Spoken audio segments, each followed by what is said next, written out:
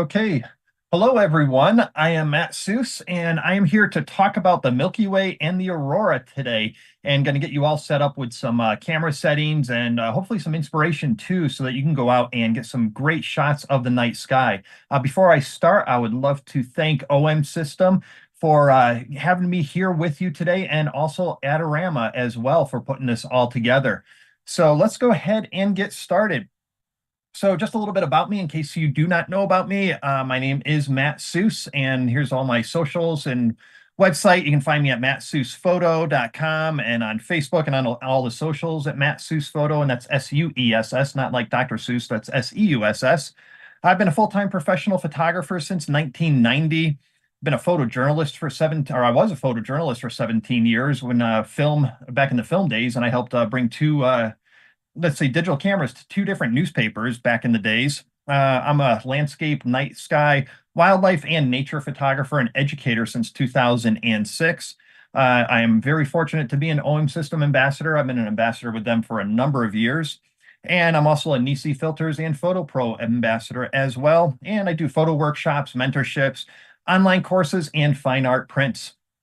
And here's my website for photo workshops. And if you are interested in the night sky, I do night sky workshops in the Tetons. I have one coming up next week that's filled, but I also have some Aurora workshops in Norway. I love photographing the Aurora out in Norway, and I'll talk about that a little bit in this presentation, but these are what I have open so far. And if you want to download this slide deck too, it would be really handy to download this so you can pay attention to the presentation live. And in the slide deck, I have all the camera settings and all of that. So it's actually a PDF copy of what you see here. You can go ahead and get this slide deck, and there should be a link down below in this presentation here for this too. But you can go ahead and get a screenshot of this, and at the end of the presentation, I'll also mention this link as well. So let's go ahead and start talking about camera gear, what you need to photograph the night sky first. And right now we can see this photo here. I'm photographing with the OM1 camera using a 17mm f1.2 Pro lens. And when I'm talking about OM System cameras and lenses, whenever I say millimeters on that, if you want to know what the full frame equivalent would be, like for a Sony camera or something like that, just multiply that by 2. So this is a 17mm on micro four thirds. That's the equivalent millimeter focal length of a 34mm lens. I'm using an ISO of 2000 and a shutter speed of 15 seconds at f1.2. And I'm going to go into camera settings in a little bit here as well on this presentation. But ideally, what you want to use for the night sky, you want to have an f2.8 lens or faster. It's going to be ideal for you. And somewhere in that 14 to 34mm full frame equivalent, that's my favorite range for photographing the night sky. Now, let's talk about lenses specifically for the Olympus/OM System environment here. These are my favorite lenses that I use for the night sky. So we have the Mzuiko 7 to 14mm f2.8 Pro lens, the 8mm f1.8 fisheye, fabulous lens for the night sky, the 12 to 40 f2.8 Pro 2 lens. And let's take a look here too. These two are my absolute favorites, the 12mm f2.0 lens and also the 17mm f1.2 Pro lens. Now, can I use an f4 lens? So I get this question a lot. You can, and let's take a look at this. Back when it was then Olympus was releasing the 8 to 25mm f4 lens, I did photograph the night sky, and here it is right here. And you can get a shot at the f4 at the night sky, but keep in mind that when you're shooting at f4, you're going to be at an even higher ISO, so you're going to have a little bit more noise to deal with, but it is totally possible. But if you're looking for the best quality in your photos, try and get one of those f2.8 lenses or faster. Let's talk about tripods too. You're going to want a sturdy tripod because your exposure times could be up to about 30 seconds. And sometimes it's a little windy out at night. You want to have a really nice and sturdy tripod. The lightweight tripods are going to be really difficult to use at night. I use a ball head, and I prefer Arca Suess compatible ball heads and an L bracket. So you get one of those L brackets, L plates, so that you can easily take your camera and switch it from horizontal to vertical really fast. And it's also keeping your camera balanced on the center of that tripod. That's going to help for stability as well when you're photographing. Let's talk about some other miscellaneous items that's going to help you too with the night sky. An intervalometer or a cable release is going to be really handy. A headlamp with a red light definitely is a must. The white light you're going to want to use when you're out walking so that you can get safely to your location. You can see everything and also take a look for critters that might be around you. And then the red light is going to be helpful to help with your night vision so that you're not, destroying your night vision. And that red light is really handy for that. Camping chair. Go down to REI or a sporting goods store, get one of those small little camping chairs. Those are really nice and handy to have if you're going to be doing a long time lapse or a star trails for your photography. Sometimes knee pads can be helpful too. Waterproof pants, jackets, and boots. Now, you're not going to want that for the rain because you're not going to be out there in the rain photographing the night sky because you won't see it. But at night, things can get a little damp. And so having those waterproof shell for your pants and a jacket is going to keep you dry and also keep you warm too, because that can be a windbreaker. And a first aid kit. I always have that as well.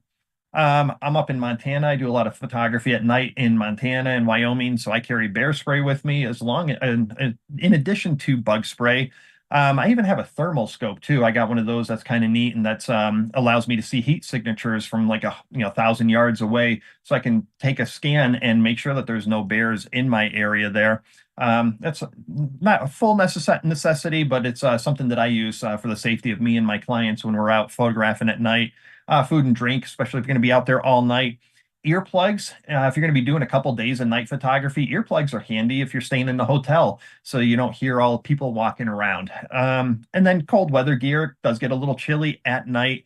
And extra batteries and chargers too. You're going to be doing these long exposures, and if you're setting up a time lapse or star trails, it's going to be a big drain on your batteries. So, have extra batteries and chargers with you.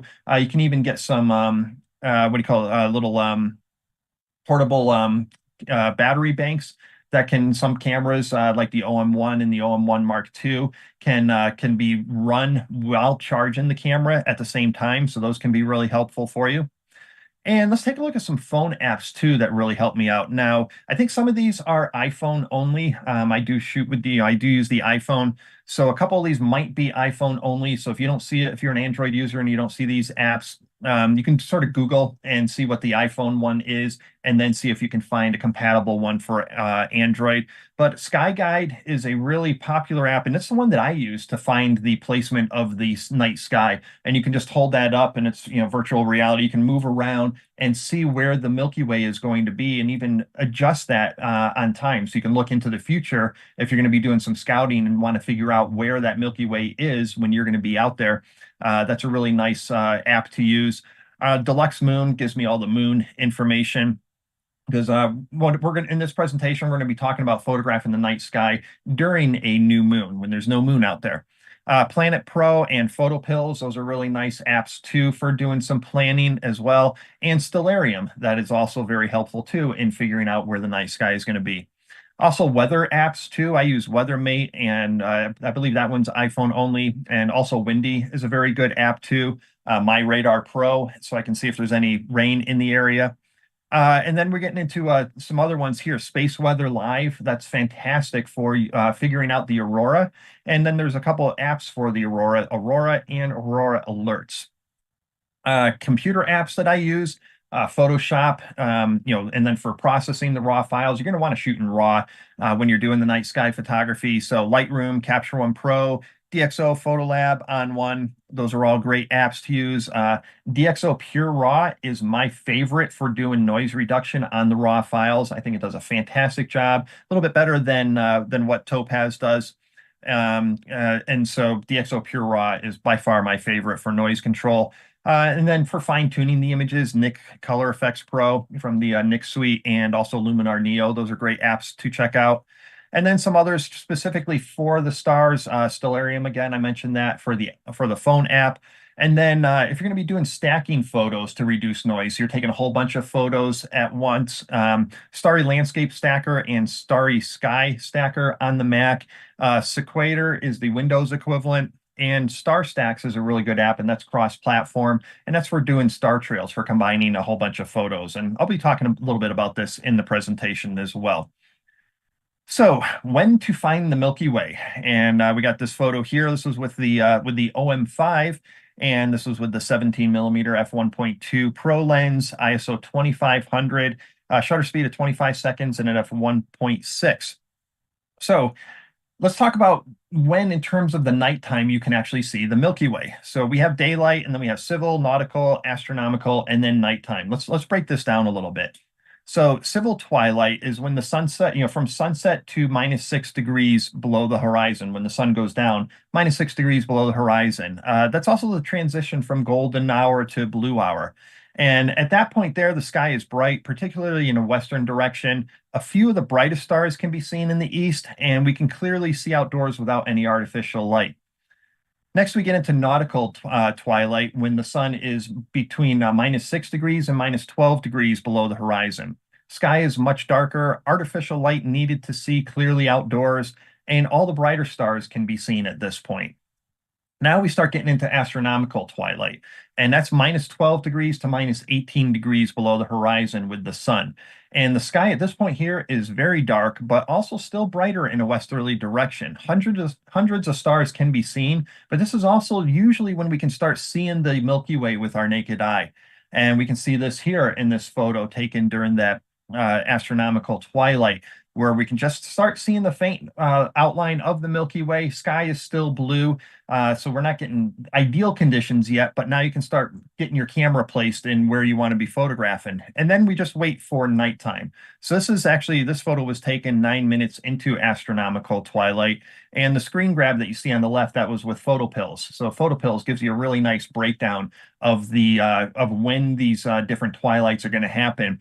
And in particular, we're looking for the nighttime one because that's when it's going to be pure dark. And here's another one here taken during the astronomical twilight. Again, sky is still a little bit blue. And we're starting to see the Milky Way a lot better in this one here. And this is 5 minutes before nighttime. So still a little bit of blue in the sky, but we're getting really close in this photo.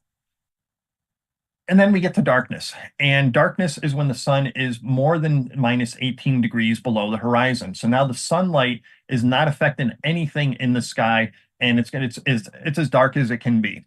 So if away from light pollution, the sky appears black. Thousands of stars can be seen, and the Milky Way is completely visible. And that's when we want to be getting our best photos of the Milky Way. And we can see here, this is with the OM1 camera with the 17 millimeter f1.2 Pro lens. ISO 2500, shutter speed 15 seconds at f1.4. And here we are, another shot, Milky Way OM5 camera with my 8 millimeter f1.8 fisheye, 3200 ISO, 30 seconds on the shutter speed at f2.0. And this photo here, OM5 with the 17 millimeter f1.2 Pro lens, ISO 4000, 15-second shutter at f1.4. And this one here, it's photographed in Yellowstone National Park of Old Faithful, and I even had the comet Neowise out there. This is the other side of the Milky Way, so not the one that we usually photograph with the core in it, but still getting a little bit of the Milky Way with this photo here. And the light there was just natural light from the lodge that's right next to the Old Faithful. This was an older one here. So this was with my EM1X camera with the 8 millimeter f1.8 fisheye, 3200 ISO, 20 seconds at f1.8. And here we are in the Badlands, and this is with the OM1 17 millimeter f1.2 Pro lens. ISO 1600 only for this one with a 20-second exposure and at f1.2. Now you can notice that the Milky Way isn't as crisp in this one here. I have a little bit of clouds up there, but I also have moonlight, and this is 5 days past the new moon. Getting into the little tricky area here where now you're getting a little bit too much moonlight, and that's starting to black out the Milky Way. And speaking about the moon, let's talk about the moon. So you want to be photographing ideally with the new moon. There is no moon out there, no moonlight at all. You're going to have the darkest skies possible. And you can also get away with 3 days before and after the new moon too. So you got like about a 6-day window where you're going to have completely dark skies. Full moonlight is about 135 times brighter than starlight. So when you get that moon out there, it's going to wash out all those stars. But even a 15% crescent moon is 5 times brighter than starlight. So taking a look here, again, this was photographed actually just in the beginning of this month with the OM1 Mark II. and no moon at all. 12 millimeter f2.0 lens, ISO 6400, shutter speed 13 seconds, f2.0. And I didn't do I you can see some foreground details on this. The OM1 Mark II and the OM1, I mean, they have fantastic dynamic range. So any of the ambient light that you're seeing here that I was able to pull up on this single raw file is just from the dynamic range that I get from that camera. And it's the light is from the starlight. So starlight does give you a little bit of ambient light, very subtle, but it does give you a little bit of ambient light on your foreground. So when to look in North America, Milky Way season. Now I photograph in North America. That's where I'm, expert in. So I can't tell you about the Southern hemispheres, but this presentation, we're going to be talking about camera settings and all that. So you're going to be able to go out and photograph. So if you're in the Southern hemisphere and other areas, all you need to use is one of those Sky Guide apps or Stellarium to then plan when the Milky Way is going to be perfect for you. And then hopefully, with this presentation, you're going to have all those camera settings so you can still go out and achieve success. But in the southern latitudes, Mexico and southern states, late March to late September is our Milky Way season. So there's actually a season for the Milky Way. And we talk about the season because it's when that core gets up above the horizon so that we can see. I mean, the Milky Way is always going to be out there, but we really want to focus on that core up here in the northern hemisphere. And when that gets above the horizon, that's when we talk about the Milky Way season. So again, from late March to about late September. Mid-latitudes, most of the United States, late March to late August.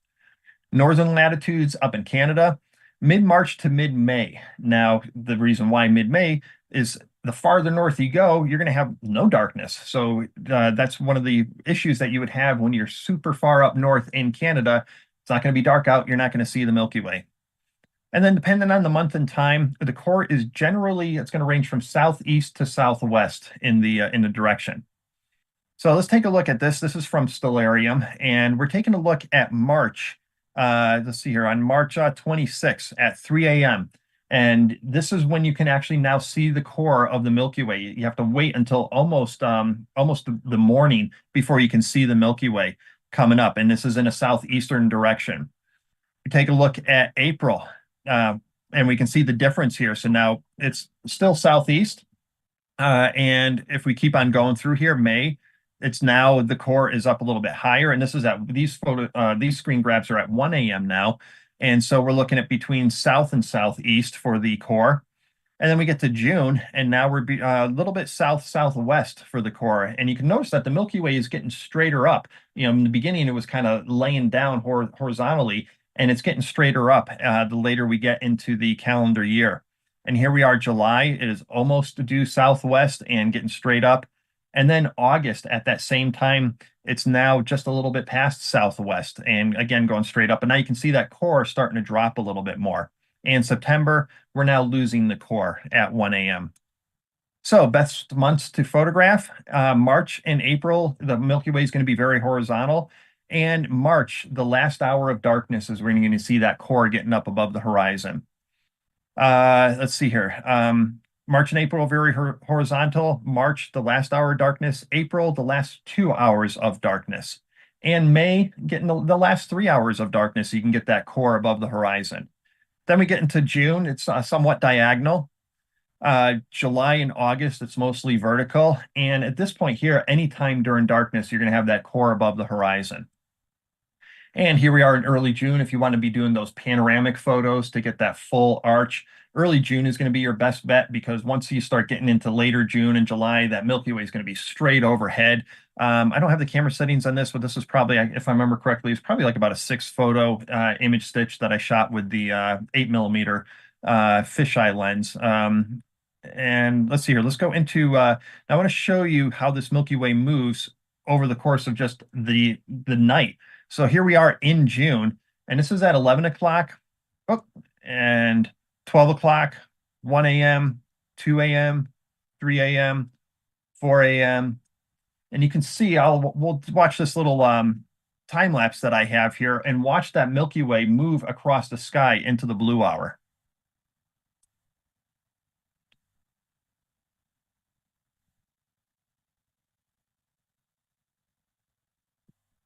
So it's really neat watching that Milky Way go across the sky. And I love to do time lapses and just having that Milky Way going all the way across the sky for you. So now, how to find the Milky Way? You're going to want to get away from light pollution. Very important.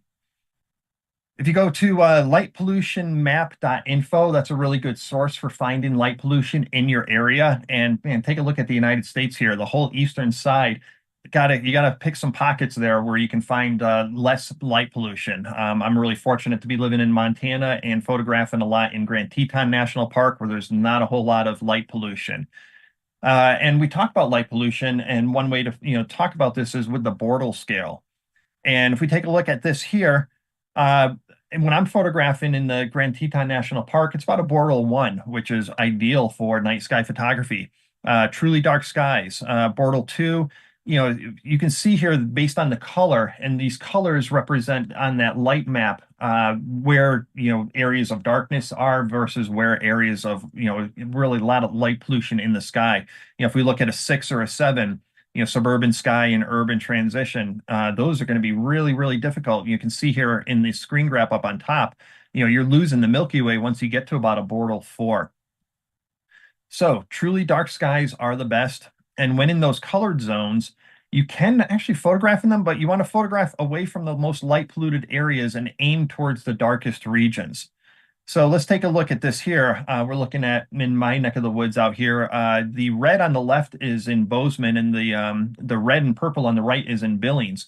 And ideally, you can be photographing in those areas as long as you're pointing your camera and you're looking north, or I'm sorry, you're looking southwest for the Milky Way. If you're in one of those light polluted areas and you're looking in the area where you want to photograph and there's less light pollution in that area, that can help with your photography. But ideally, if you can drive to one of those locations that don't have any light pollution, that's going to be your best bet. Now, how to photograph the Milky Way? You're going to want to switch to manual exposure mode, and actually manual autofocus too, except for a couple of the cameras with the OM system. But manual exposure mode, switch to Starry Sky AF, and this is on Olympus and OM system cameras. And this is from the OM5, the EM1 Mark III, the OM1, and the OM1 Mark II. What we have on those cameras is it's called Starry Sky AF, and it is autofocus for the stars. Does a fabulous job, and no other camera has autofocusing for the stars. And I'll talk about that. Switch to manual focus on all other cameras, and I'll give you tips on how to focus manually on the stars if you don't have Starry Sky AF. Now, with the OM system cameras, I found that I can leave image stabilization on when I'm on a tripod. The cameras somehow know that it's on a tripod, and the image stabilization is not fighting the tripod. Some other cameras from other manufacturers, you may have an issue when you leave that image stabilization on because the camera is not going to know that it's on a solid platform, and it's going to want to be trying to activate the image stabilization, and it can result in some blurry photos. So do some tests on your cameras, and ideally just turn that image stabilization off if you're not shooting with OM system cameras. And there we are, turn the image stabilization off. And so now you don't have Starry Sky AF. What you're going to want to do is I have two screen grabs here. And what you're going to want to do is put your camera in manual focus, put your LCD screen on in the back there, and magnify the LCD screen. So you're in live view, magnify that back there, and then you're going to be in manual focus. And what you want to do is just rotate your focusing ring back and forth. You get it into that infinity area position, but then rotate your focusing ring left and right, and you'll see the stars get really big and soft, and then they'll get really small and pointy. And you just keep on doing smaller and smaller adjustments on your focusing ring until those stars are pin sharp. And then go ahead, take a test photo, take a look at your review the photo, zoom in on it. Don't zoom in as high as you can possibly go on your camera, because you got to remember when you're looking at, even if you're shooting in RAW, when you're reviewing your photo on the back of your screen, it's actually a tiny little thumbnail JPEG image that's in there just for previewing on the back. So you can zoom in and you can actually have a completely sharp image, but because you're looking at that tiny little JPEG image zoomed in too far, it will look out of focus. Okay, if you're using Starry Sky AF, go in there, and I always set it to accuracy. You can set it for speed or accuracy. It doesn't take much longer to do it for accuracy, and I want to make sure that my Starry Sky AF is working and getting the sharpest images possible, so I always set it up for accuracy. And let's go now into typical camera settings. But just one more thing on the Starry Sky AF. I have it set for the rear thumb button autofocus, and so I'll press that. I'll set it up, and it'll lock in on the stars. I'll take a test photo just to make sure everything's sharp, and then I can just keep on shooting the entire night as long as I'm not using a zoom lens and I adjust my millimeters. So if I'm using like the 17 or the 7 to 14 millimeter f2.8 lens, and I'm shooting at 7 millimeters, and then all of a sudden I zoom in a little bit to 10 millimeters, I'm going to want to refocus. And that's going to be the same thing too if you're not using OM system gear, if you're using Sony, Canon, Nikon, whatever. If you're doing your zoom, whenever you zoom in or out, always refocus. Now, typical camera settings, and again, this is with no moon at all out there. Shooting raw, definitely shooting raw. You're going to have the best noise reduction, the best exposure latitude, best colors, everything. Turn off in-camera noise reduction. If you have in-camera noise reduction on, you're doing a 15-second photo. It's going to take another 15 seconds before you can take a photo because it does a black frame and then it combines that in camera to reduce the noise. So one, you're going to be wasting a lot of time out in the field before you can shoot again. And then two, honestly, the in-camera noise reduction is okay. But if you're using apps like DxO Pure Raw, and even if you're not using that, even the Lightroom's noise reduction that they have now in it, that's going to be much better than the in-camera. So turn the in-camera noise reduction off.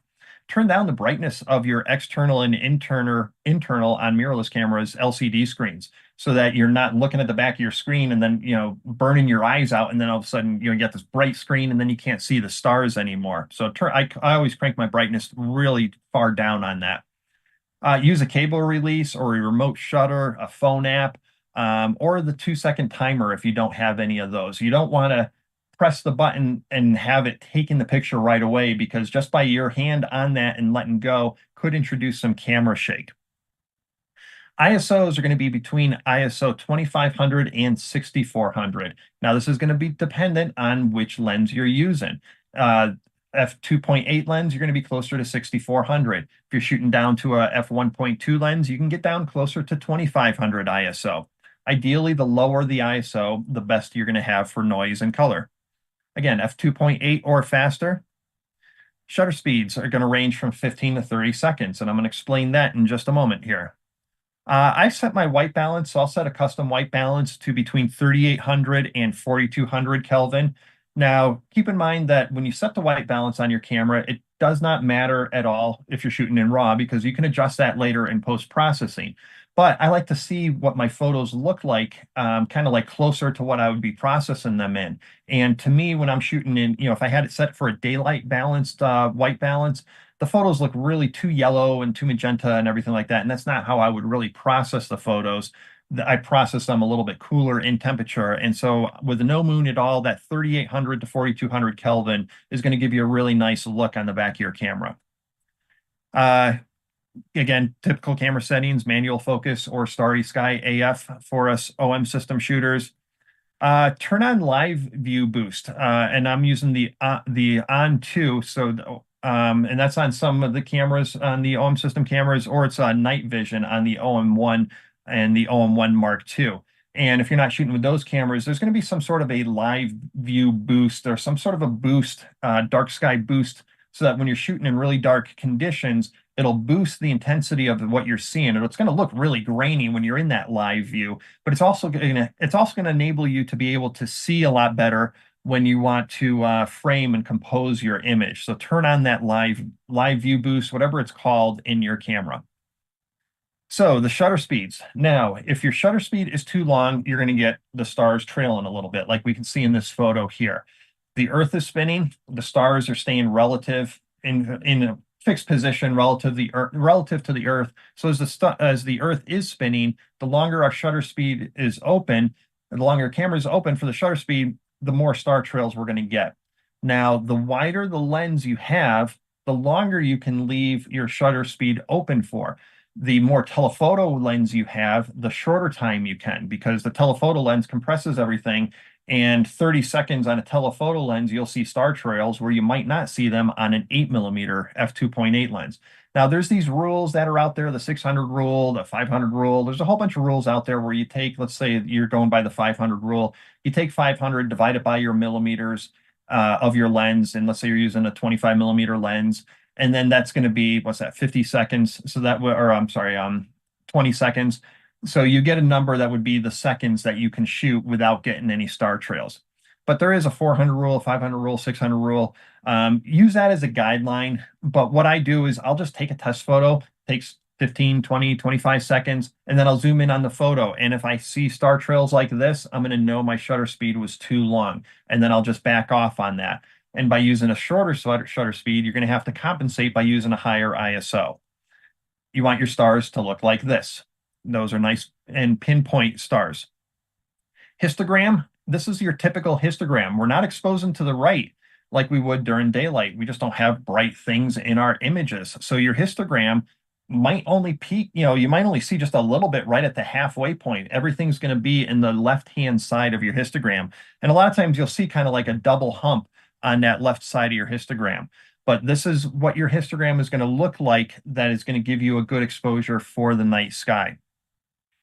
And we'll take a look at a couple of photos here. This is with the OM5 with my 12mm f2.0 lens, ISO 4000. This is a 20-second photo at f2.2. We see some color on the horizon there. Some of that is light pollution. And then in the Tetons, you might have seen some of my photos have some green in it, and this has some magenta in it. That's not the Aurora at all. What that is, though, is air glow. And air glow is a really cool phenomena. I can't explain it in this video here, but do a Wikipedia article on that. There's a really good article on air glow. And I see it a lot in the Tetons, and I love it, especially when it's that green.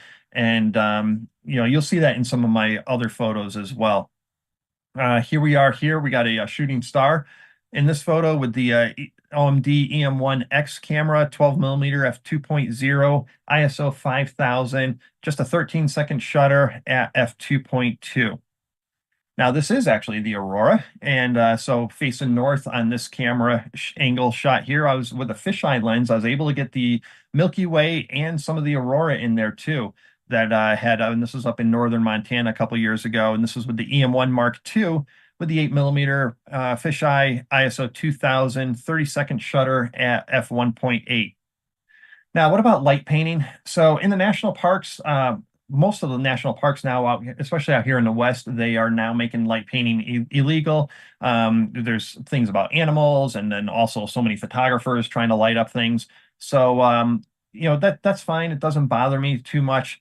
If you can't light paint, you can get some really nice silhouettes of shapes. And we can see here, this is the EM1X camera, 8mm f1.8 fisheye, ISO 2500, a 25-second shot at f1.8. Now, it's also interesting here, this is in the Tetons, and if you get there early enough, there's usually going to be a car or two that's going to be driving up that road, going up past the barns, and you just time it right and let that car give you your light painting for you naturally. And I photographed this just a few weeks ago when I was down there with the OM1 Mark II with the 7 to 14mm f2.8 Pro lens, ISO 6400, shutter speed 20 seconds at f2.8.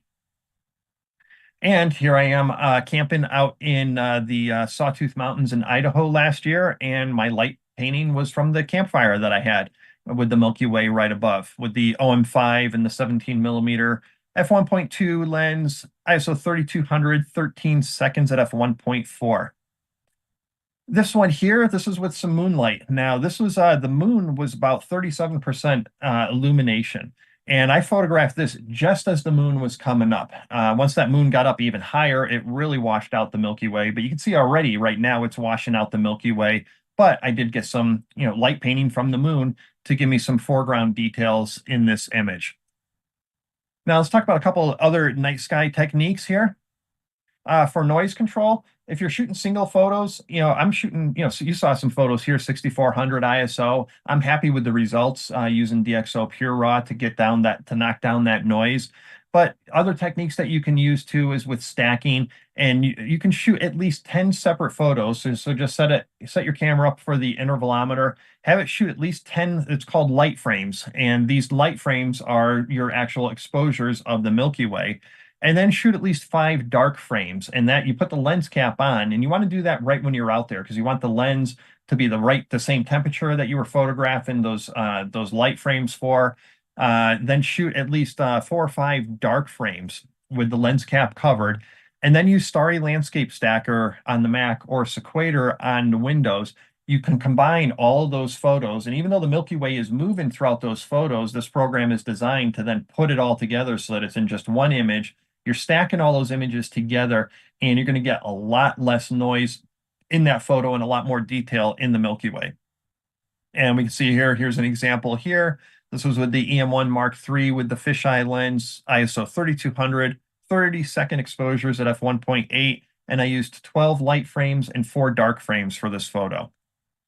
And here we are with the EM1 Mark III, 12mm f2.0 lens, ISO 6400, shutter speed of 25 seconds at f2.5. And this I used 16 light frames, and for whatever reason, I was lazy. I forgot I didn't do any dark frames, but still had a lot less noise in the photo. You also want, if you want to get a lot less noise as well, use a star tracker. And I've been using the Ioptron Sky Guider Pro that Adorama also has, and they should have a link for that down below. And I'm also going to be testing out the Move Shoot Move. They sent me one of those to test out, but this photo here, I was using the Ioptron. So I got my base photo here, and this was of the barn. And so I photographed this in blue hour, and it was a longer exposure. This was the OM5, 17mm f1.2 Pro lens, ISO 1250, 60-second shutter. Again, I'm not worried about the stars, and at f2.5. And someone next to me, they had their red light on. So I got some red light in the foreground here, but in Photoshop, I was able to remove that red light, and we'll see that combined photo in just a second here. Here is I had to tilt up the camera just a little bit because when the Earth is going to be moving, and so whatever Earth objects are there when you're doing a long exposure on a star tracker, those are going to get blurry because the star tracker is moving to be in sync with the Earth relative to the stars. So I just tilted my lens up just a little bit higher, and this was on the star tracker with the OM5, the 17mm f1.2 Pro, and now I was able to use an ISO of 500 with a 60-second shutter at f1.6. So no noise at all in this image. Combine them and a little bit of sky replacement, basically adding the stars to the earlier shot that I did, and this was the results. Another thing you can do is exposure blends as well. So this shot here, I'm using let's see here, this was a 241-second exposure at f1.8 on the EM1 Mark III with the 8mm fisheye. And this is just the starlight. I mentioned earlier that starlight can give you some ambient light here. And that was that long exposure with the foreground. And then here's my night sky photo for the Milky Way. And then when I combined it in Photoshop, this was my results here. Let's talk just really quickly about star trails. And this is a really cool feature on the OM system cameras. We have this thing called live composition, and I'm going to talk about this a little bit here. This photo here was with the OMD EM1X with the 8mm fisheye. My ISO was 1600, and I was shooting in 60-second intervals on live comp at f2.0. And again, I'm going to explain what that 60-second interval thing is, but let me just go ahead and talk to you about how I used to do star trails before I switched over to OM system cameras. So this was a number of years ago with the Sony A7R, and I was using a Canon lens, and I don't have the f-stop because I was using a Metabones adapter, and it wouldn't tell me what the f-stops are in the EXIF data. But probably my f-stop was probably f4, would be my guess. That's what I usually do star trails at anyways. But ISO 1600, and this is a combination of 15 separate 4-minute exposures. So here's what one of those 4-minute exposures looks like. And I shot 15 of those to give me an hour worth of time here. And then I used the Star Stack app to then put them all together to end up getting this photo right here. But I don't have to do that now with my OM system gear because of live comp. So what live comp is going to do, it's going to take a base exposure, and then it's going to take additional photos, and it's only going to record new light. So it's not going to overexpose your base image as long as no new light is introduced. And so in a night sky situation, the only new light that's happening is the stars moving across the sky. You can use this for fireworks too, for car trails, but in particular, we're talking about the night sky here. Let's take a look at this in practice. And I have this set up for 30-second exposures. And if we take a look at this time lapse here that I just videotaped with my iPhone in this scene here, we can see how this is what you see on the back of your camera screen as you're using this live comp. The stars just keep on getting longer and longer and longer, and then you just stop it at any time you want when you get the desired effect here. And we can see here that was about a 20-minute exposure. And let's take a look at the results here.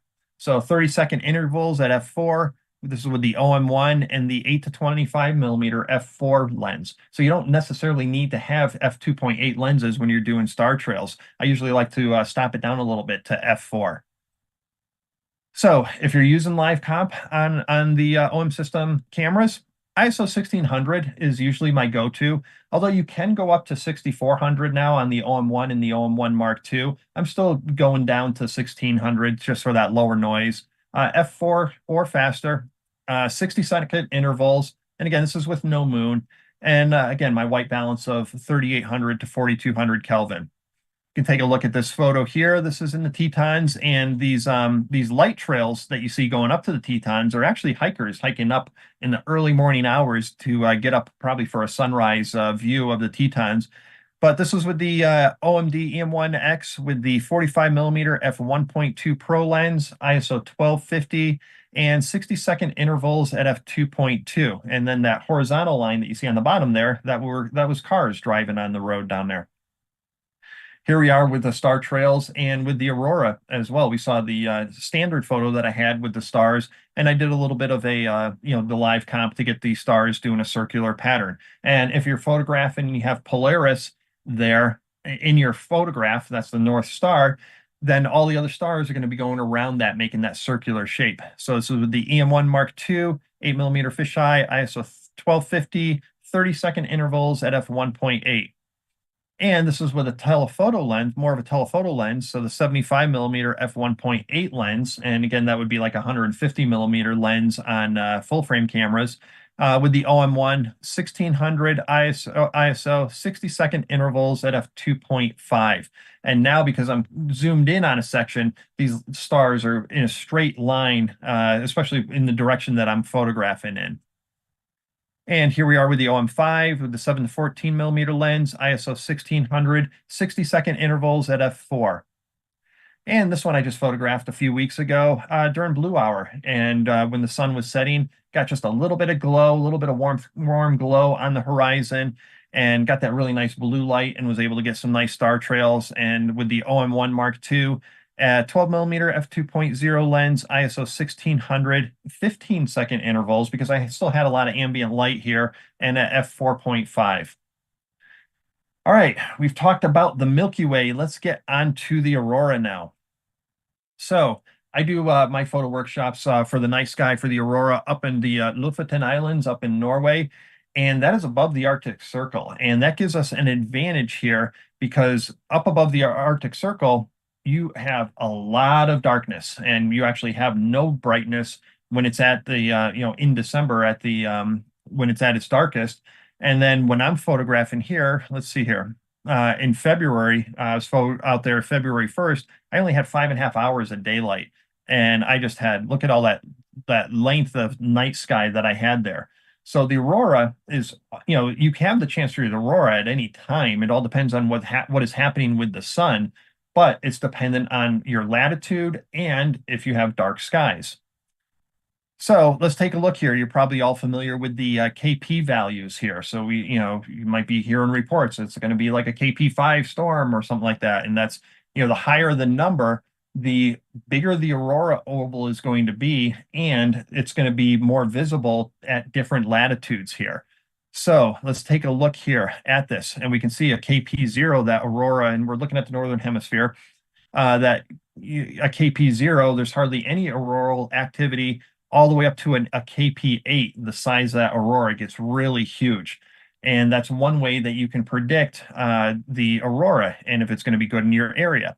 If we look at this graph here, I'm in Montana and I need basically like a KP5 to KP6 to have a decent chance at seeing the aurora. So a pretty good storm. If you're further south than me, you're talking to KP9 or above. And we had a couple of those in March where people were able to see the aurora even down as far as Arizona. If we take a look on the other side of the globe here, when I'm in Norway, I need a KP of, let me actually just switch this to this screen here, of a KP of like 1.5. So between 1 and 2, because I'm so far north, I don't need that big of an auroral storm to be able to see and photograph the aurora.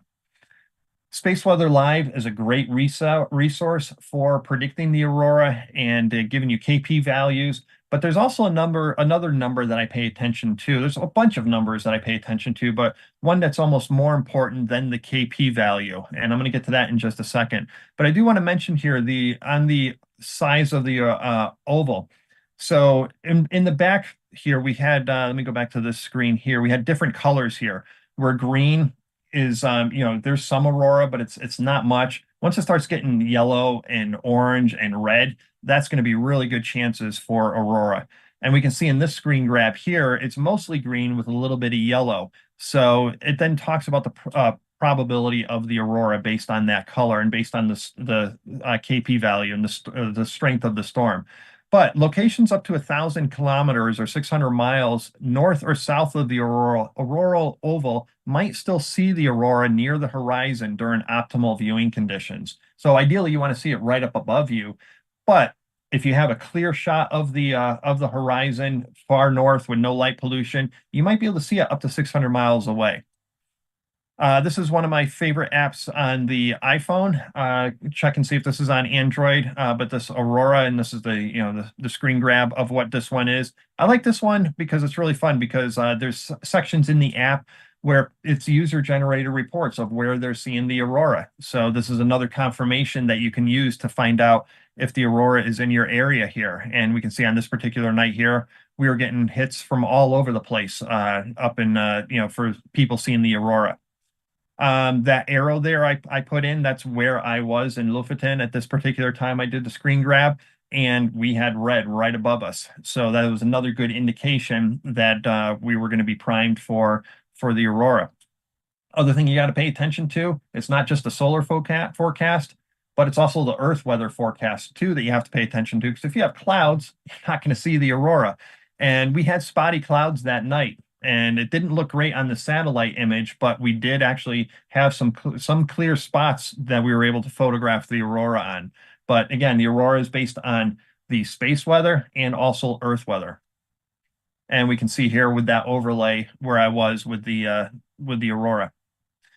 And another app that I use is the Windy app to also check rain and also the clouds as well. And we can see here that it was showing, 99% cloud cover. Every once in a while, these apps are off a little bit. Weather forecasting is not 100% perfect. And so sometimes you just have to go out and see if you can see the aurora. Now, on one particular night, we had a low KP of 1+, which, again, being up in Norway, that's okay for us up there. This is the other thing I pay attention to, and that's the BZ number. And you want to have this be in the negative. You want to have it in the red to see the aurora. If it's green, every once in a while I've seen the aurora when it's green, but generally you don't see it when it's green. So a BZ of this was at -3, and you can see that line that says Earth there. And there's a satellite that's up going around the Earth, and it's reading the magnetic field coming from the solar energy, and where that Earth line is, that's where it's happening now. But because the satellite is so far up, you can actually kind of see in the future, 45 minutes to an hour as to what that KP value is going to be. So that's what that graph is to the right, going up to almost 45 minutes to an hour in the future. And when that KP or when that BZ value starts going down, you definitely want to be out there and seeing if you can see the aurora. And here we are, is a couple shots of the aurora out here in Norway. This was with the OM1 camera with the 12mm 2.0 lens, ISO 1600. 2 seconds and f2.0. I also had some moonlight in this photo too that helped me with the ambient foreground. And let's see here. I do have some settings on the Aurora. We'll talk about that in just a little bit. But one thing I like to do is shoot time lapses when I'm shooting the Aurora. And so I'll put my time lapse on, and the camera here, it has an internal intervalometer. So I'll turn that on, and then I'll set the number of frames. I'll just shoot it, set it up to like 1,000 frames or some high number, because you can always stop it in the middle of your when it's doing the time lapse. And this camera here, these cameras can also do movies too, which is kind of cool, because then it'll compile all those raw files, and then it'll combine it into a little mini movie that you can play on the back of your camera, so you can see what the time lapse is going to look like right away out in the field. Now, I'll do that, and sometimes I'll post those to social media, but then ideally I'll take all those raw files and I'll take those individually, process them, and then make my own time lapse using some other software. So I'll just set it up to 4K, 15 frames per second, and you get that little mini movie. And then here's all the photos that comprised. And let's take a look at some of the, this is a really nice time lapse up here of the Aurora. And it was out in Norway. We had the Aurora going to basically 180 degrees, 180 degree view around us. And time lapse with the Milky Way. And whoops, let me get that playing again.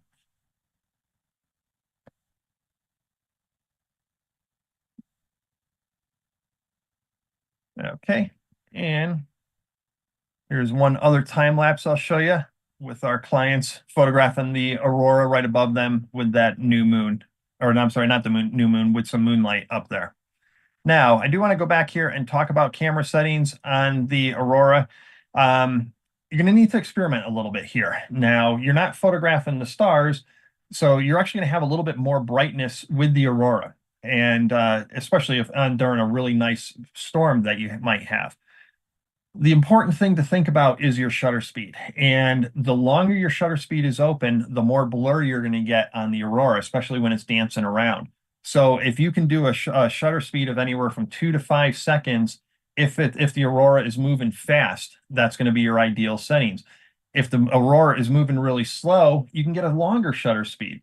And maybe something like 10 to 15 seconds. So you're going to have to experiment with that on your camera. And then the same thing, use the Milky Way settings as a guide to start with, but you're going to need to back off on those. So instead of 6,400, you might be down to 3,200. But look for that, 2 second to 5 second interval on the Aurora, especially on the fast moving ones. You're going to still want to be wide open on your f-stop. And it's all going to depend on when, if you have a new moon, if you have moonlight out there, that can obscure some of the Aurora, but on the bigger storms, you'll still be able to see the Aurora with that light.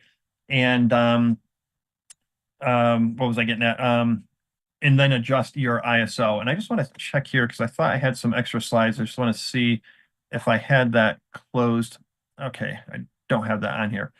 So that's what you're going to want to do with the Aurora. So again, based on the speed, take a couple different shots. Your histogram is going to be kind of like I was showing you for the Milky Way, but if it's a little bit brighter, like my histogram on these were probably about 2/3 instead of all the way to the right, because I had snow and I had moonlight. Your histogram is going to be a little bit further to the right. Okay, so talked about time lapses, and we're going to now open this up to Q&A, but again, just wanted to remind you about the workshops that I have coming up for the night sky, if you want to join me on any of those. And if anyone didn't get a chance to download that slide deck, here is that URL again for the slide deck. And I already have a bunch of questions that have been populated in here, and I'm going to go through here. And if you have any questions, now is the time to get those into that chat, and I can answer those for you.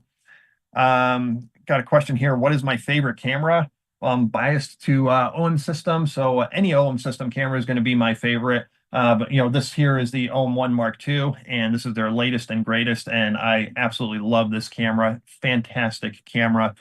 And let's see here. We got how to shoot the Milky Way without special gear. Well, I talked about that a little bit. That was a question from Garrison. You can shoot the Milky Way with f4 lenses, but keep in mind again, you're going to need to bump up that ISO, which you're going to have a little bit more noise in your photos. So if at some point you can afford one of the f2.8 wide angle lenses or even one of the faster lenses, that's going to give you the most bang for your buck with less noise and better images. Let's see here. Question from Sam. All my photos at night really turn out bad. I understand it's a lack of light and would need a flash. And can I take any photos without flash and are they still good? Well, yeah, I think in this presentation, none of my photos were with flash. And it's all about, that exposure control, bumping up, moving that ISO up. People are sometimes a little bit uncomfortable getting that ISO up above 3200, but with the noise reduction in today's software processing programs, the ISO just it doesn't bother me that much anymore. So if your photos are coming out too dark, it's you're not getting your camera settings right. So look through the settings that I used in this presentation to try and give you a start on that. I have the EM1 Mark II. Will this help me, please? Never been able to capture good photos at the night. Have the 7 to 14 and 12 to 40 lens. Those are perfect f2.8 lenses. And let's see here. But yeah, this is from Pam. So yeah, you saw a couple photos in this presentation from my EM1 Mark II and even the EM1 EM1X. So you can certainly get great photos of the night sky with that camera. Just shoot at f2.8 and use the settings that I showed you in this presentation. I'm looking for a lighter weight kit for wildlife photos. Do you have any recommendations? Yeah, the 100 to 400 lens. That lens is fabulous. I really like that lens. It's a little bit heavy, but not as heavy as some of the other lenses, but it gives you a fantastic range for wildlife photos. How do you focus in the dark and what do you focus on? So, yeah, so let's see here. So I mentioned that. So you can use Starry Sky AF on the OM system cameras, and that's going to focus right on the stars. And if you're not using that, if you're using a Nikon, Canon, Sony, in the presentation here, I talked about how you can focus on the stars using live view on the back of your camera and adjusting the magnification to zoom in on that. Let's see here.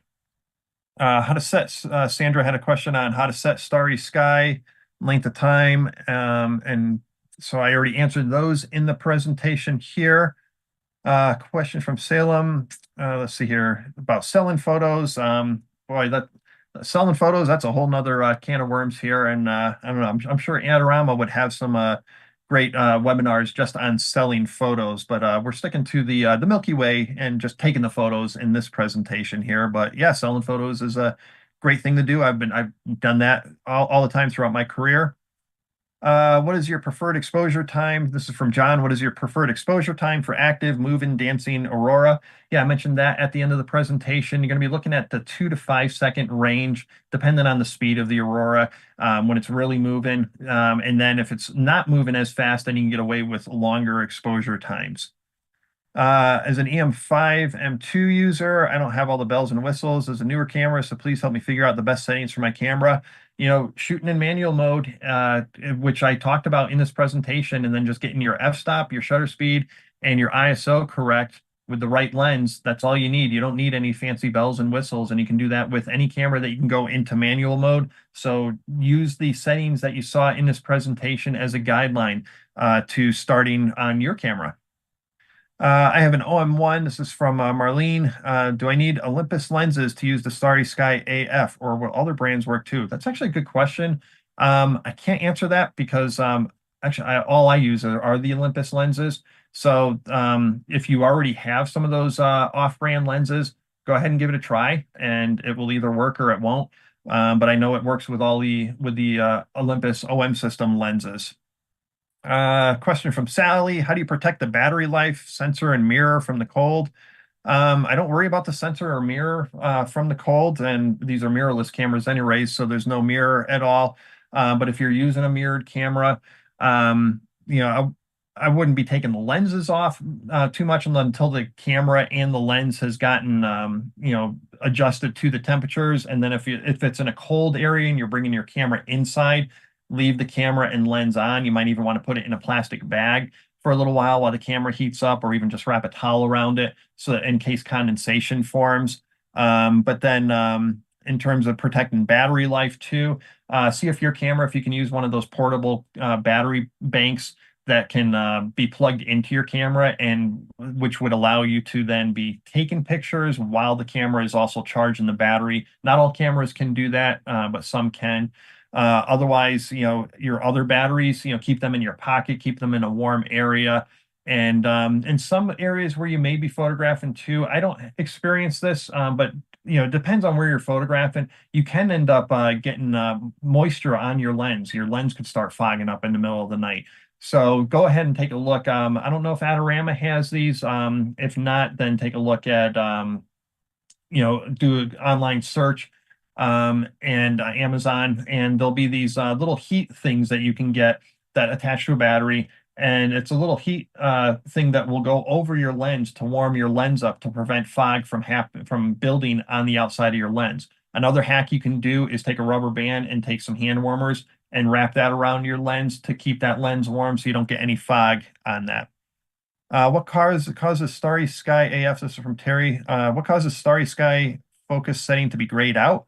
That I'm not sure, but you might want to, what I would try doing is take a look at your clutch, make sure your clutch is not in manual focus, and make sure that it's in autofocus. That would be my guess as to why that might be grayed out. From Don, what is the minimum shutter speed if using OM1 Mark II handheld? How steady can you hold your camera? That'd be the question there. I actually did a test with and I think it was with the EM1X camera, and I handheld an 8mm fisheye lens for almost 30 seconds on a Milky Way shot. It's not something I would recommend. I did have a bunch of blurry ones too, but the wider the lens, the longer you can leave your shutter speed open without getting any camera blur. The image stabilization on OM system gear is fantastic. There is a general rule that you take the millimeter of your lens, and that would be the length of time you technically can hand hold it. So like a 7mm lens, maybe you can hold it for 7 seconds. A 250mm lens, you'd want to be at shutter speed of 2/50th of a second. So practice and just hand hold it. What I recommend doing is making sure you are nice and secure. And I tuck my elbows in, I hold the camera really nice and rigid, and my feet are open a little bit, so I'm making as solid of a platform as possible. If there's something I can lean on, that's even better. And then just hold your breath, take a deep breath, hit the shutter, hold your breath, and then see how long you can hold that for. Can you even photograph the night sky with a regular iPhone camera? Yeah, sure, especially the newer cameras. I got my 15 Pro Max here, and I photographed the night sky with it. If it's on a tripod, you can do up to a 10-second photo. I think it's like 5 seconds handheld. It's not going to be the same quality as with your, with your OM system gear or your Canon or Nikon or what have you. But yeah, you can actually photograph the night sky now with the newer iPhone cameras. Let's see here. Question from John. On your 8mm fisheye, do you ultimately rely on the fisheye compensation in camera, or can you adjust enough in post? When I'm using the fisheye, I kind of like having that distortion. I know some people don't. I never use it. I never use the settings in camera to reduce that distortion. And if I did want to minimize that in post-processing, I would just be, whatever program I'm using, Lightroom, for example, or DxO can correct some of it. But you saw in this presentation here that I had some of the curvy horizon, and to me, it didn't bother me that much. If it bothers you when you're out there photographing, make sure your horizon isn't all the way down or all the way up. And if your horizon is in the middle where you're not supposed to put your horizon, that will give you the least amount of distortion, at least in terms of having that curved earth look. Let's see here. That's a good question from Edward. Matt, do you recommend using the entire target pad or large? So I'm assuming this is with the Starry Sky AF. Yeah, don't use the entire focusing grid, because you want to just center the grid. So try it on large or medium, and then move that focusing grid to where just the stars are. And you only want to have, try using the brightest stars and have the stars be the only thing that is in that focusing grid for the Starry Sky AF. Will any foreground in my shot affect the starry sky accuracy? Yeah, I just mentioned that there. So make sure that you're using the a targeting target autofocus that is just on the stars. So you don't want, I mean, the Starry Sky AF may be smart enough to handle that, but I never take any chances, and I just have that focusing just on the stars. Let's see here. Uh, Matt, in the image you just shared, shot with the fisheye, how did you get the colors on the horizon? So that might have probably been with the Northern Lights, if I'm remembering correctly. So it either would have been the Northern Lights, which I mentioned when I was doing the presentation, or it could have been light pollution on the horizon. And then question from Tim, are you using the Nomad? They just sent me the Nomad, and I'll be doing leading a photo workshop in the Tetons coming up next week. And it's actually for OM system shooters. But I'll be testing that out in the Tetons. And if you follow me on Instagram, I'll be posting some stories, I'm sure, on it. And that's at Matt Suess Photo on Instagram. So I'm looking forward to testing that out. Let's see here. Do I prefer from Renault, I'm sorry if I mispronounced that name. Do you prefer the 12 millimeter 1.2 or the 7 to 14 2.8 Pro for the Milky Way? The 12 is my go-to. I love that lens, and especially with the 2.0. I mean, that lens was just made for night sky photography, it seems. But it's not as wide as the 7. So it really depends on my framing and composition and what I want to have in my viewfinder. So, my go-tos would be the 12 and the 17 because those are super fast and produce fantastic results. But then if I need something wider, I'll go with the 7 to 14 or the 8 millimeter fisheye. Another question. Oh, this is a good one too from Dan. Do you remove all your camera filters? Yes, definitely take off all your camera filters. I've seen some, and I can't remember which cameras do this, but even like the UV filters can mess up some night sky shots and give you these weird patterns. So yeah, great question. Take off all your filters for the night sky. Let's see here. What L bracket do you prefer for the OM1 from Timothy? Really Right Stuff has some brackets that are really good, and then also three-legged things has some really nice L brackets. Question from Linda. Did you switch to Olympus primarily for night sky shooting? No, I switched to Olympus years ago when they came out with the EM1X, and it was just from a creative standpoint, the features that were in that camera and the lightweightness, the ruggedness of it, being able to shoot out in the pouring rain, things like live comp, things like pro capture for wildlife to get photos of birds jumping off of twigs, the live comp for star trails, for fireworks, and people say it's only 20 megapixels, but it's one heck of a 20 megapixel camera. And for my landscape photos too, with the OM system cameras, I can shoot in high res modes, so I can shoot handheld. As long as nothing's moving in my foreground or in my image, I can shoot handheld at 50 megapixels and on tripod at 80 megapixels. So yeah, and the size, the weight, how small these cameras are, and they're more affordable than most of the full frame cameras too. So in my opinion, I mean, there's no reason why not to be shooting with the OM system, and they do a great job with the night sky too, and noise reduction with the DxO Pure Raw. No issues at all here. Let's see here. With the OM1 Mark II image stabilization, can 2-second shots be taken without tripod? Yeah, I talked about that just a little while ago. So, it's all going to be dependent on, how steady you are. Just frame get into a nice solid, position. And 2 seconds, especially with a wide angle lens. The wider the lens, the better it's going to be. I wouldn't recommend 2 seconds for, the 100 to 400 millimeter lens. But the 8 millimeter lens, that's a nice small wide angle lens. This 12 millimeter lens would be good. Even the 7 to 14, you could probably do that. Let's see here. Where are we? Let's see here. Can any of this be accomplished with the OMD? Which camera are we talking about here? But again, almost everything that I talked about was in manual setting modes, and live comp is, I'm pretty sure it's in almost all of the cameras from OM system. So yeah, you should be able to do this in any camera, even if you're not a OM system shooter. The slide deck has a key file type. Okay, let me double check on that. That should have been a PDF. I'll after this webinar is over, I'll double check on that slideshow. That should have been a PDF instead of the key, because that was my keynote presentation. Otherwise, that would open up in in Apple's keynote. Question from Chris: what are the top lenses in the system for Milky Way? And see here, I'm not sure what those lenses are. Those must be from Panasonic. I haven't used the Panasonic lenses, but in the beginning of this presentation, I talked about my key lenses for the Milky Way. And question from Tamara: how would the little Olympus 17 f1.8, not the Pro lens, do for night sky? I would assume that would be good because it's faster than 2.8.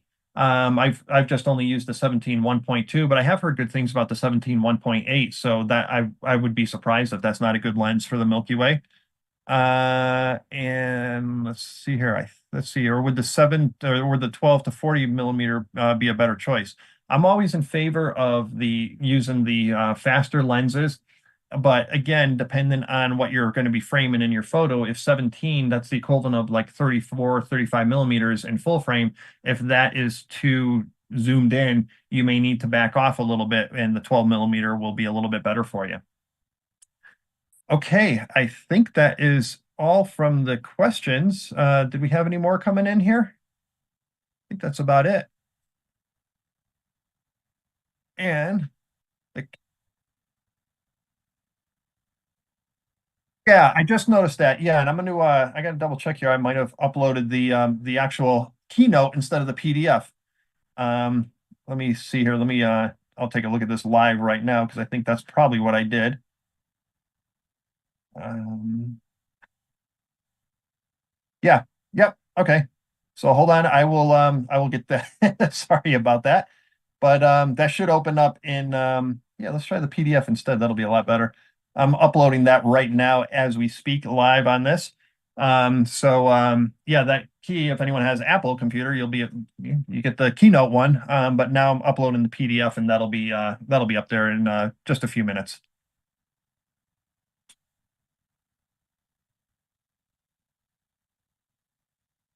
Okay. Again, I want to thank OM System for inviting me up here. I want to thank Adorama too, and be sure to check out all the links down below. They have links to all this gear and more, and they can get you set up with the night sky photography. And that's it. I'm Matt Suess, and I hope this presentation was both informative and also inspirational for you.